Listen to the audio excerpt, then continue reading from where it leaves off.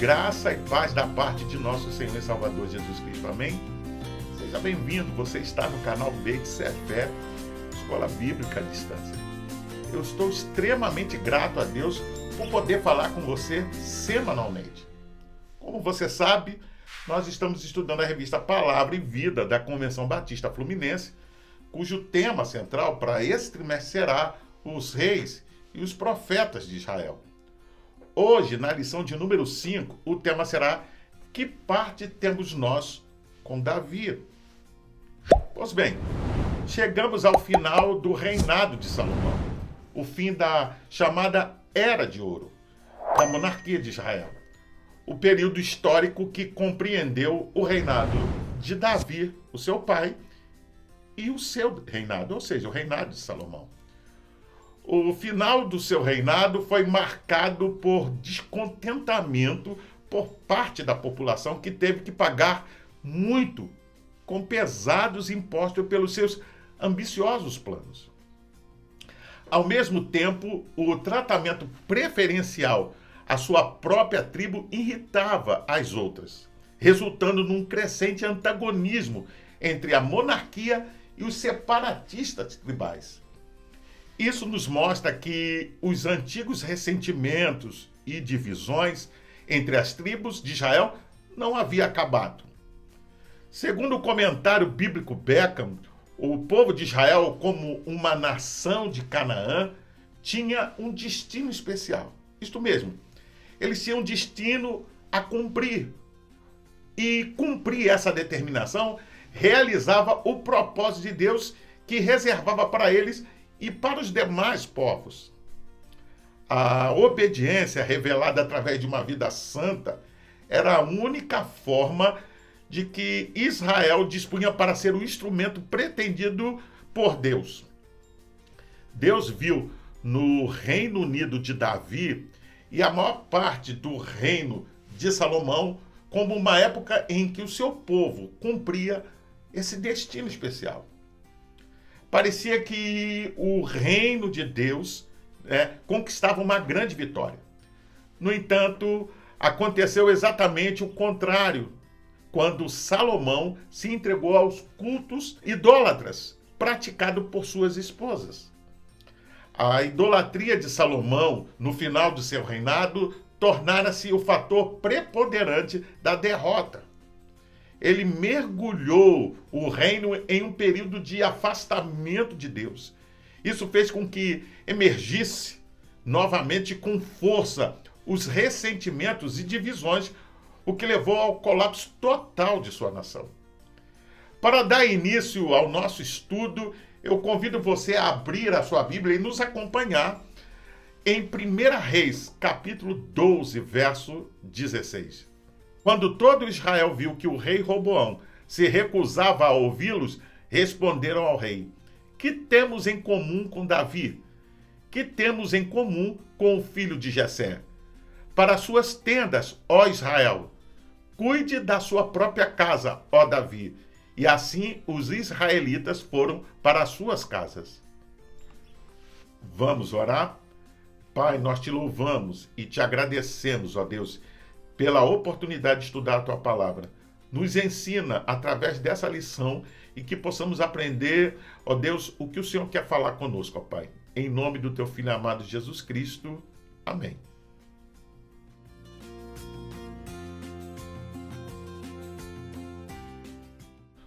O livro 1ª e 2ª Crônicas, introdução e comentário de Martin Selman, nos chama a atenção mostrando que a divisão foi um caso mais complexo. Mas também o objetivo do cronista não é principalmente histórico. Veja, ele concentra-se não só nos motivos do desastre, mas nos princípios pelos quais a restauração poderia acontecer. Quando Reis e Crônicas são lidos lado a lado, fica claro que Salomão, Roboão e Jeroboão devem todos compartilhar de uma parte da culpa. Nenhum indivíduo é isento. O denominador comum é que todos foram desobedientes a palavra de Deus dada por meio da lei e dos profetas. Opressão, loucura e idolatria. Tudo mostra como esses reis, ficaram abaixo do padrão, podemos assim dizer, de obediência requerida da linhagem de Davi. O que se pode ver é que a adoração ao Senhor, o Deus de Israel, sempre foi um dos elementos mais fortes de unificação do povo. Porém, ela foi relativizada, isso mesmo. E o rei, aquele que deveria encarnar, podemos assim dizer, a obediência ao Senhor, era um idólatra. Assim, o rei e o povo sucumbiram. Nessa lição, veremos como o afastamento de Deus cria o ambiente propício para a obstinação, para as divisões e ressentimentos e para a ausência de uma liderança segura.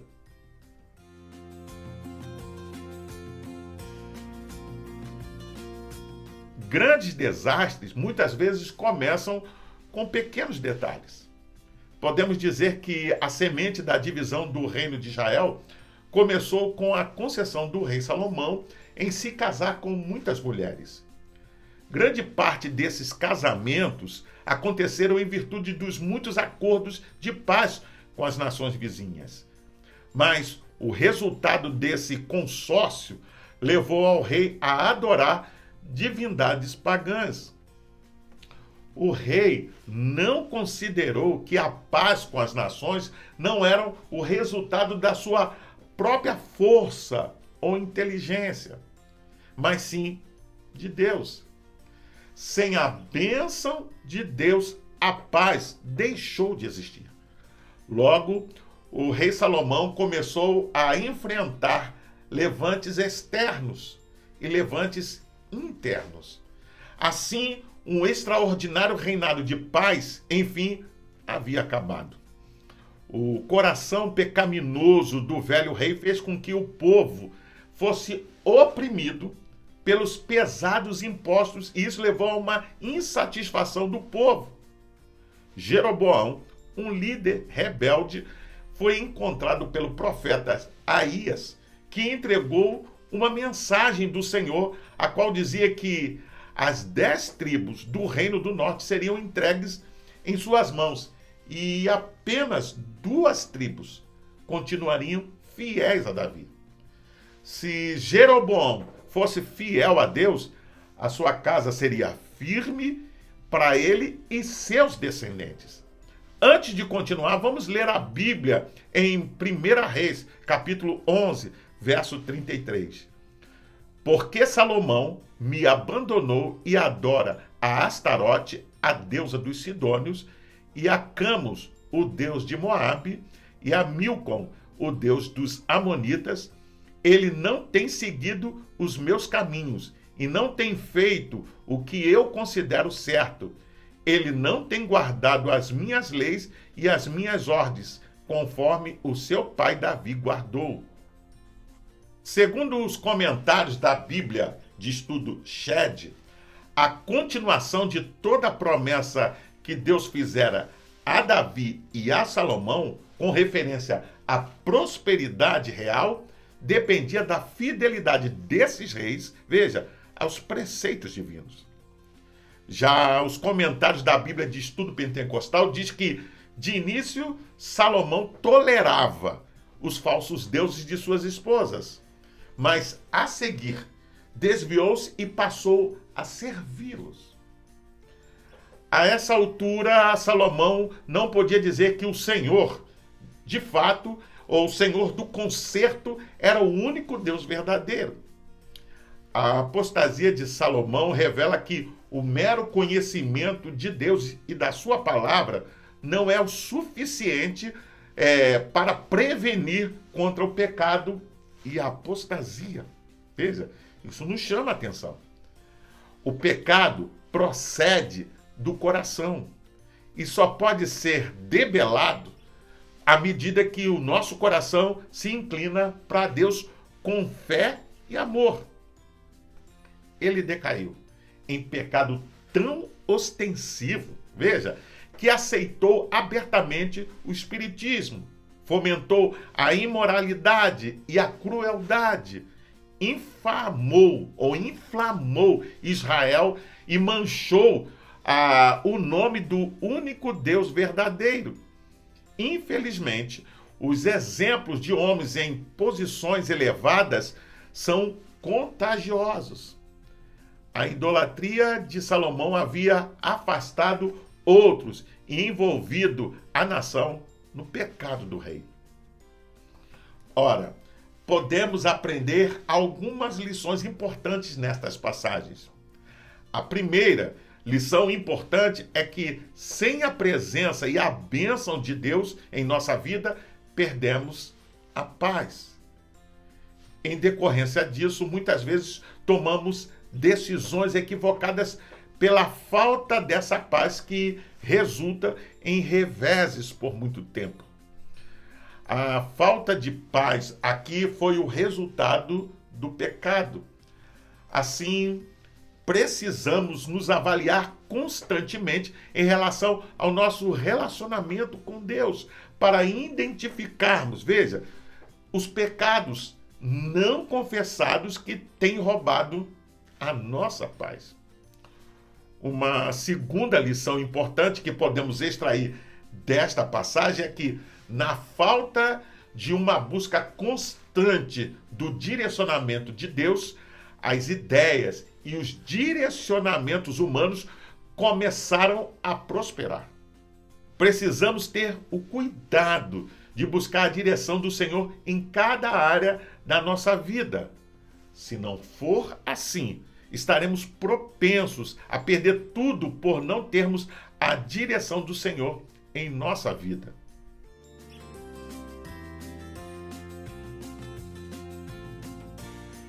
Após a morte do rei Salomão, seu filho Roboão foi até Siquém para ser coroado como o novo rei da monarquia unida. Todavia, pelo fato de Salomão ter sido tolerante com a idolatria, o julgamento divino sobre a casa de Davi estava para se cumprir, como fora profetizado pelo profeta Aías. Após ouvir as queixas justas, veja, sobre a dureza do trabalho que o antigo rei os fizera submeter, o povo propõe ao novo rei o seguinte: alivia tu, pois agora a dura servidão de teu pai e o pesado jugo que nos tinha imposto, e servir-te-emos. Você pode conferir isso em 2 Crônicas, capítulo 10, verso 4. Por sua vez, o novo rei responde-lhes que voltassem a ele até em 3 dias, ou em 3 dias, que eles receberiam a resposta da sua proposta. Os sábios anciões de Israel o aconselharam a acolher o pedido do povo, pois se o rei fosse benigno e afável com o povo e lhes falasse boas palavras, todos os dias eles seriam seus servos. Você vê isso em 2 Crônica, capítulo 10, verso 7. Porém, o rei também procurou o conselho dos jovens amigos da sua geração. Seus amigos, talvez influenciados por um sentimento de ambição e poder, mas sem sabedoria, aconselhou o novo rei a dizer as seguintes palavras: o meu dedo mínimo é mais grosso do que os lombos de meu pai. Você vê isso em 2 Crônicas, capítulo 10, verso 10. O resultado da tolice e da obstinação do novo rei foi a revolta do povo e uma guerra civil sem precedentes. Antes de continuar, vamos ler a Bíblia em 1 Reis, capítulo 12, verso 13 e o 14, a parte A. Mas o rei Roboão lhes respondeu asperamente, rejeitando o conselho das autoridades de Israel, seguiu o conselho dos jovens. No livro 1 e 2 Reis, introdução e comentário de Donald Wiseman, diz que, como frequentemente acontece, a estupidez rígida de um partido força o outro a tomar uma decisão impulsiva. A resposta por todo Israel está na forma de uma declaração solene. O sério pronunciamento, nós não temos participação com Davi, ao invés de que participação nós temos, no verso 16, e a forma idiomática de destituição, ou seja, para suas tendas, conforme 2 Samuel capítulo 20, verso 1, ambos implicam em uma total, veja, rejeição de qualquer reconciliação possível. Com certa razão que este não era, francamente, um pronunciamento de rebelião. Veja, com uma resposta dada que foi pela Assembleia de Siquém, por demanda de brandura. Veja, eles pediram que aliviasse o cargo. Eles não estavam pedindo independência. A indecisão e ambivalência de Roboão é demonstrada pelo fato de que ele toma várias medidas para controlar a situação. Ele primeiramente tenta a diplomacia, mas depois recorre à força. Por fim, essas ações gerou a divisão definitiva do reino de Israel. Após esses acontecimentos, o rei Roboão reinou por 17 anos em Jerusalém, capital do reino do sul, em Judá. E fez o que era mal aos olhos do Senhor. Você vê isso em 1 Reis, capítulo 14, verso 22. Em virtude do levante do rei do Egito, que tomou os tesouros da casa do Senhor e os tesouros da casa do rei, inclusive os escudos de ouro que o rei Salomão havia feito, Roboão os substituiu por escudos de bronze. Você vê isso em 1 Reis, capítulo 14, verso 25 ao 27. Este episódio, em especial, marca o início da decadência do reino de Israel e a mudança da Era de Ouro para um tempo sombrio de lutas internas, divisões, ressentimentos e idolatria. Podemos aprender lições importantes aqui. Primeiramente, devemos ter um cuidado constante com a obstinação e a desobediência. Em virtude do pecado já presente no coração do rei e do seu povo, o espírito desobediente se desenvolveu e se tornou obstinação. Quantas vezes uma pessoa ou nós mesmos pagamos um caro preço por insistir em algo que está fora dos propósitos de Deus? O resultado não poderá ser outro, senão a humilhação. Em segundo lugar, devemos estar atentos sobre com quem nos aconselhamos. Apesar do texto parecer sugerir que Roboão deixou de ouvir os mais velhos e ouviu o conselho dos mais novos, o texto se refere à habilidade e experiência encarnada nos anciãos e ausente nos mais jovens. Porém, nem toda pessoa mais velha tem habilidade para aconselhar. Lembre-se disso. Precisamos estar atentos para não seguir o caminho de Roboão, aconselhando-nos com pessoas inaptas e desprezando o conselho dos sábios. Uma terceira lição importante que aprendemos aqui diz respeito ao fato de que o povo sempre sofre pelas inabilidades de uma liderança má.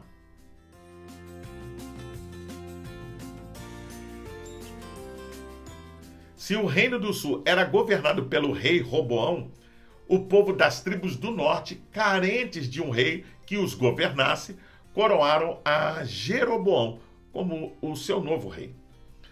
Tão cedo este começou a reinar, ele perverteu o seu coração e começou a seguir para a idolatria, em parte porque não estava seguro sobre o coração de seu povo em relação à adoração a Deus em Jerusalém.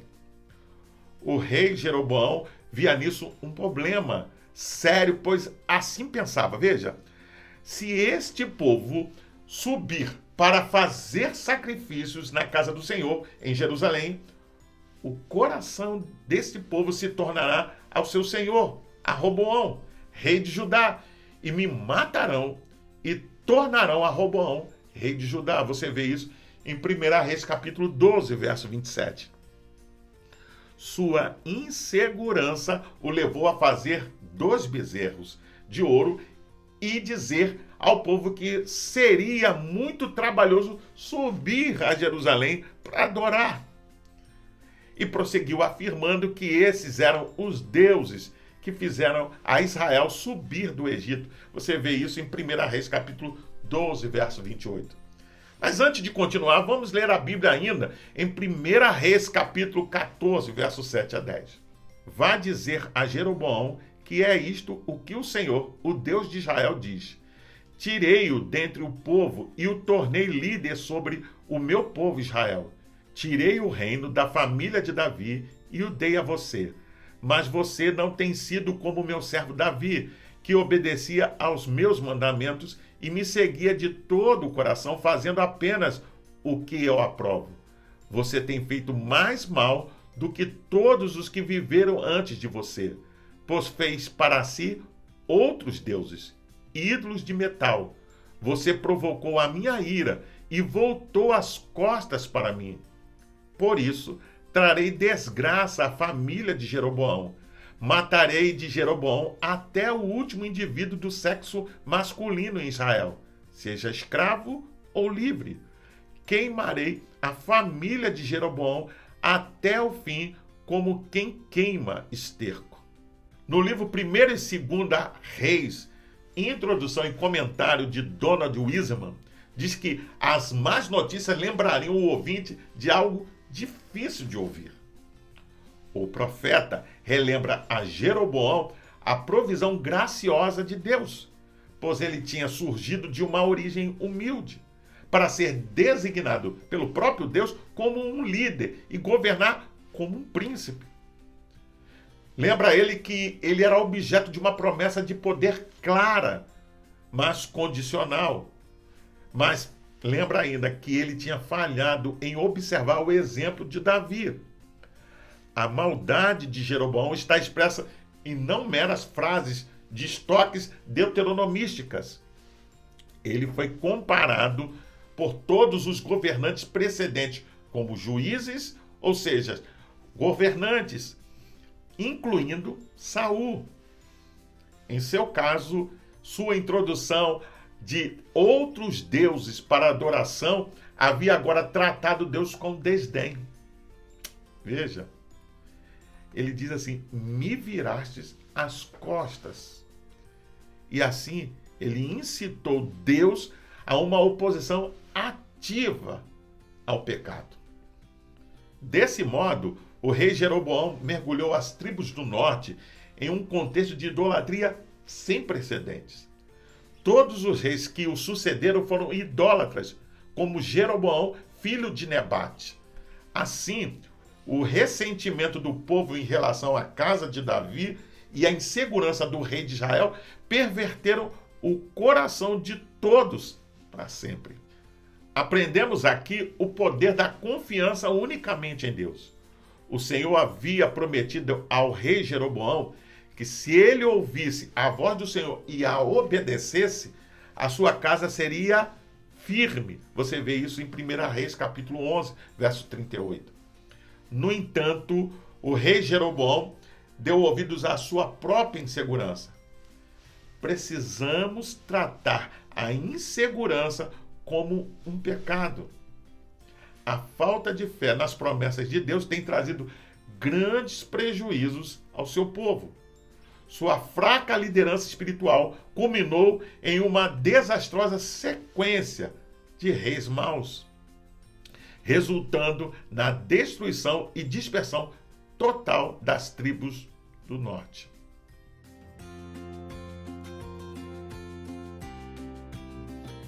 Ao concluir o nosso estudo, podemos ver que, após a morte de Salomão, uma insurreição aberta levou ao rompimento das 10 tribos do norte e a divisão do país no reino do norte, Israel, e no reino do sul, Judá. Este último no território das tribos de Judá e Benjamim.